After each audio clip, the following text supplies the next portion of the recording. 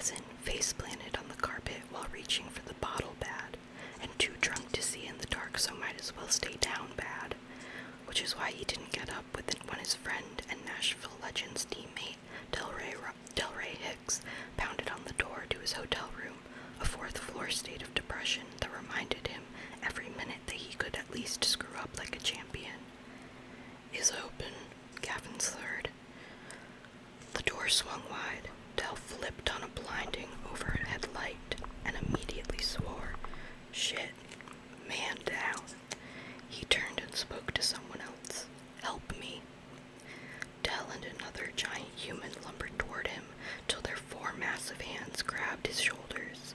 In an instant he was upright and leaning against the shitty couch that had come with the room. The ceiling spun, and his head fell back against the cushions. "Come on," Del smacked his cheek. "Look alive." Gavin sucked in air and managed to lift his head. He blinked twice, but then ground the heels of his hands into his eye sockets. "I'm drunk." "No shit," Del said. "What have you been drinking?" Gavin lifted his hand to point at the bottle of craft bourbon on the coffee table. It had been a gift from a local distillery to every member of the team at the end of their season a few weeks ago. Del swore again. "Shit, man, why not just pour grain alcohol down your throat?" "Didn't have any." "I'll get some water," said the other guy, whose blurry face sort of resembled Braden Mack, owner of several Nashville nightclubs, but that made 0 sense. Why would he be here? They'd only met once at a charity golf thing. Since when were he and Del friends? A third man suddenly walked in, and this time Gavin recognized him. It was one of his teammates, Jan Feliciano. "Como es él?" "How is he?" Gavin understood that. Holy shit, he could speak Spanish when he was drunk. Del shook his head. "He's about one shot away from listening to Ed Sheeran." Gavin hiccuped. "No me gusta Ed Sheeran." "Shut up," Del said. "I didn't stutter when I'm Spanish." "Or I don't stutter when I'm Spanish," Gavin hiccuped again. Something sour came up with it this time. "When I'm drunk." Jan swore. "Que paso?" "Thea asked for a divorce," Del said. Jan made a sound of disbelief. "My wife said there was a rumor about them having trouble, but I didn't believe it." "Believe it," Gavin groaned, dropping his head against the couch. "A divorce. His wife of 3 years, the mother of his twin daughters, the woman who made him realize there really was a thing called love at first sight, was done with him. And it was his own fucking fault." "Drink this," Del said, handing Gavin a bottle of water. And then, speaking to Jan again, said, "He's been staying here for the past 2 weeks. "She kicked me out," Gavin said, dropping the unopened water. "Because you've been acting like a douchebag." "I know." Del shook his head. "I warned you, man." "I know." "I told you she'd get sick of your ass if you didn't get your head out of it." "I know." Gavin growled it this time, lifting his head. Too fast. He did it too fast. A wave of nausea warned that the bourbon was making a run for the nearest exit. Gavin swallowed and drew in a deep breath, but, oh shit, sweat dampened his forehead and his armpits. "Oh fuck, he's turning green." "Might be," Braden Mack yelled. Massive hands grabbed him and hauled him to his feet. They barely touched the floor as Del, and pretty sure it was Mac, dragged him to the bathroom. Gavin stumbled to the toilet just as something the color of bad decisions exploded from his mouth. Mac swore with a gag and bolted. Del stayed, even when Gavin grunted like a tennis player in her backswing and heaved several more times. "You never could handle the hard stuff," Del said. "I'm dying," Gavin groaned, again, falling to one knee. "You're not dying. Then put me out of my misery." "Trust me, I'm tempted." Gavin fell onto his ass and leaned against the beige bathroom wall. His knee collided with the beige tub hidden by plastic beige shower curtain. He made $15 million a year and was stuck in a shittier hotel room than his days as a minor leaguer. He could afford way better, but this was punishment, self-imposed. He'd let his pride ruin the best thing that ever happened to him. Del flushed the toilet and closed it. He walked out and returned a moment later with the water. "Drink." I mean it this time. Gavin opened the bottle and sucked down half. After a few minutes, the room was no longer spinning. What are they doing here? You'll find out. Dell sat down on the lid of the toilet and leaned forward, elbows on knees. You alright? No. Gavin's throat convulsed. Shit, he was going to lose it in front of Dell. He squeezed his eyes shut and pressed the pad of his thumb into the space between his eyebrows. You go ahead and cry, man, Dell said, tapping Gavin's foot with the toe of his sneaker. No shame in that. Gavin propped his head against the wall again as twin tears rolled down his cheeks. I can't believe I lost her.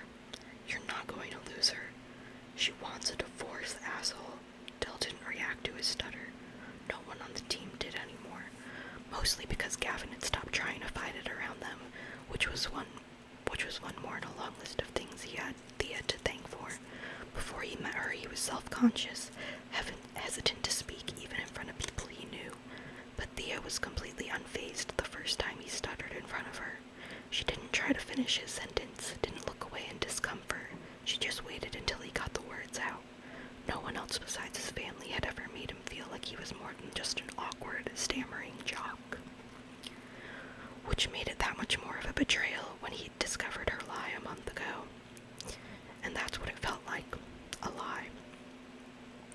His wife had been faking it in bed their entire marriage. Did she say that, Dell asked, or did she say she thinks it's time to think about a divorce? What's the fucking difference? One means she's definitely done with you. The other means you might still have a chance. Gavin rolled his head against the wall in sloppy disagreement. There's no chance. You didn't hear her voice. It was like talking to a stranger. Dell stood and towered over him. Did you want to fight for your marriage? Yes. Jesus, yes. More than anything. And shit, now his throat was closing again. What are you willing to do? Anything. Do you mean that? What the fuck? Of course I mean it. Good, Dell offered his hand, then come up. Gavin let Dell pull him to his feet, and then followed him back into the main room.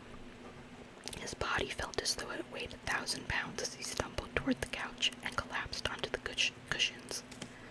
Nice place you got here, Scott, Max said, emerging from the kitchenette area. He polished a green apple on his shoulder and then took a large, loud bite. That's mine, Gavin grumbled. You weren't eating it. I was going to eat it. Sure, right after you reached the bottom of that bottle. Gavin flipped him off. Knock it off, Dell ordered Mac. We've all been where he is. Wait, what? What the hell did that mean? Jan claimed the seat on the opposite end of the couch and clunked his cowboy boots onto the coffee table. Mac leaned against the wall. Dell looked at them both. What do you guys think? Mac took another bite and spoke with his mouth full. I don't know. You really think you can handle it? Gavin dragged his hand down his face. He felt like he'd walked into the middle of a movie, a crappy one. Can someone please explain to me what's going on here? Dell crossed his arms. We're going to save your marriage. Gavin snorted, but the 3 pairs of eyes looking back at him were serious. He groaned. I'm screwed. You said you were willing to do anything to get Thea back, Dell said. Yes, Gavin mumbled. Then I need you to be honest. Gavin tensed. Dell lowered himself onto the coffee table. It protested under his 6'4" frame. Tell us what happened. I told you, she said. I didn't mean tonight. What happened? Gavin darted a glance at all 3 men. Even if Jan and eating his apple Mac weren't there, Gavin wouldn't talk about that. It was too humiliating. It would be bad enough to admit that he couldn't satisfy his own wife in bed, but to also have to own up to the special kind of dumb fuckery that made him freak out, move into the guest room, punish his wife with the silent treatment, and refuse to hear her explanations because his ego was too fucking fragile to handle it. Yeah, no, he'd keep that to himself, thank you very much. I can't tell you, he finally mumbled. Why not? It's personal. We're talking about your marriage, of course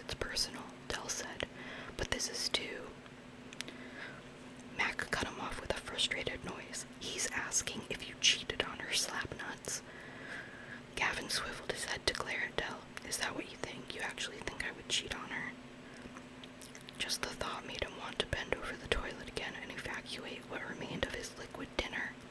No, Del said, but we have to ask. It's a rule. We don't help cheaters. Who the hell is we? What the fuck is going on? You said she seemed like a stranger last night. Del said, did it ever occur to you that maybe she is a stranger? Gavin shot him a what the fuck look. All spouses become strangers to each other at some point in a marriage, Del said. All human beings are a work in progress, and we don't all change at the same pace. Who knows how many people have gotten divorced simply because they failed to recognize that what they thought were insurmountable problems were actually just temporary phases. Del spread his hands wide. But hell, you two. It's a wonder you two ever got to know each other at all. Is this supposed to be making me feel better? You guys dated what, 4 months before she got pregnant? 3. Mac coughed into his hand. It sounded like the word shotgun. Right, Del continued, and the next thing you knew, you were getting married on a whim in a courthouse, and before the twins were even born, you got called up to the bigs. Hell, Gavin, you've been on the road most of your marriage while she's been raising those girls practically on her own in a strange city. You think she's going to be the same person after all that? No, but damn it, that wasn't the problem with him and Thea. Sure, she had changed, so had he, but they were good parents, and they were happy. At least he thought they were happy. Del shrugged casually and sat up straight. Look, all I'm saying is that our careers are hard enough on couples who date for years and know exactly what they're in for before getting married. But you two jumped into the deep end of the pool with no life jackets. No marriage can survive that, even in the best circumstances, not without some help. It's a little late for counseling. No, it's not, but that's not what I'm talking about anyway. What the fuck are you talking about? Del ignored him and instead eyed Jan and Mac again. Well, I say yes, Jan said. They'll be useless to us next season if we don't get them back together. Mac shrugged. I'm good, if only to get him out of here, because goddamn, dude. He gestured widely to the room. Gavin slumped toward Jan. How do I say fuck off in Spanish? Mac took a bite of the apple and tossed the core over his shoulder. It landed perfectly in the sink. Gavin hated him more than anyone else in the entire world. My daughters gave me that apple. Oops, Mac said. Listen up, Del said. Sleep this off. Tomorrow night you'll meet us for your first official meeting. First official meeting of what? The solution to all your problems. They stared at him as if that explained everything. That's it.